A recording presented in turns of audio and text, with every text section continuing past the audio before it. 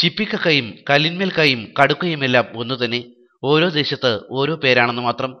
ജനുവരി ഫെബ്രുവരി മാസങ്ങളിലാണ് ഇതിന്റെ കാലം. ജനുവരി മുതൽ ഏപ്രിൽ വരെയാണ് ഇതിൻ്റെ സീസൺ. ഇത് മാർക്കറ്റിൽ കോഴിക്കോട് മാർക്കറ്റിൽ എത്തിച്ചാൽ 85 രൂപ മീറ്റാക്കി കൊടുത്താൽ 85 രൂപയോളം കിട്ടും. ഇത് പെണ്ണുങ്ങളെ കൊണ്ട് ഇന്ന് തോട് പൊളിച്ച് കൊടുക്കും. കടലിലെ കല്ലുകളിലും കാലപ്പഴക്കം ചെന്ന പാറകളിലും ഉറച്ചിരിക്കുന്ന കക്ക കൈക്കലാക്കുക അത്ര അനായാസകരമായ ഒന്നല്ല.